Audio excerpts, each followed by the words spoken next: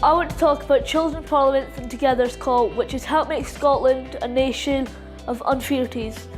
Unfairties are a group of adults which fight for children's rights. I'm a strong believer in children's rights myself, and I've previously worked on them in Aberdeen.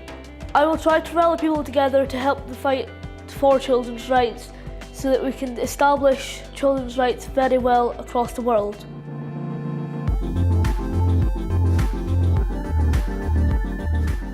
The call that I'm going to be talking about is the one concerning helping school pupils and teachers to embed education about additional support needs. I'm a person with Asperger's, so I've experienced the struggle, but also I don't want people to go through the same struggle I had, because it is quite nerve-wracking and anxiety-filled. It's mental.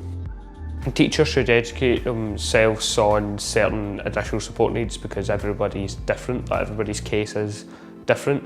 They should also ask the actual professionals, i.e. us, because we have experienced it, and we could use their experience to again give them advice.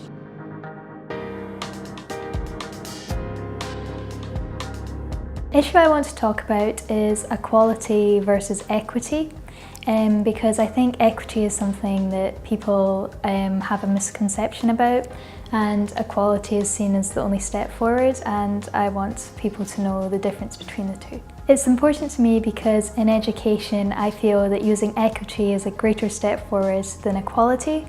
So equality basically means giving everyone the same opportunity, whereas equity would be tailoring your education to get everyone on the same level and give everyone the best opportunity, rather than just treating every child as if they're the same and they're not unique in their own ways.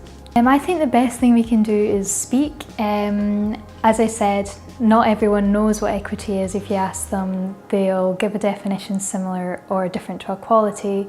They're very different, and I think equity can play a big role and a great change in education if we actually take the step forward.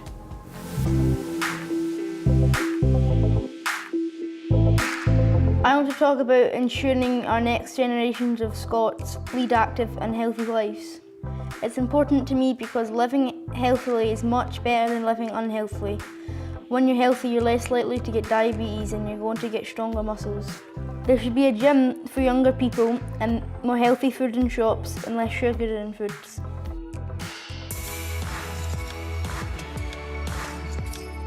I want to talk about the call that means that all children can do art from the earliest stage, because since when I was younger I broke up with my best friend, and doing art made sure that I could be happier. Art helped me express all the ways I felt, so when I was sad I could draw something and I'd always feel a bit better afterwards. I want to help other people use art in a way to make sure that they can be happy, and other people should use it as well.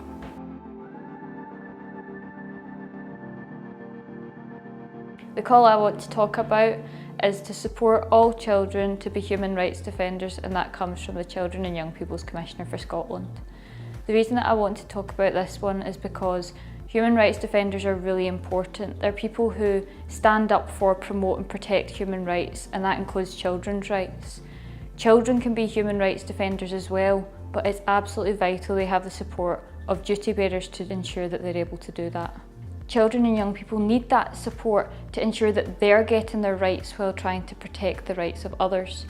And what that support looks like may vary between different children and young people, because different children and young people have different needs. So it's really important that that's taken into consideration as well.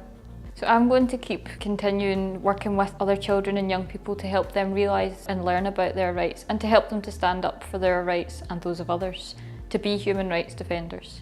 Adults should be proactive about offering young people support and flexible about what that support should look like. They should be championing young people as human rights defenders and giving them encouragement to stand up for their own rights and those of others. They should remember that young people are not just the future, we're here today as well, and the decisions that are made have an impact on us.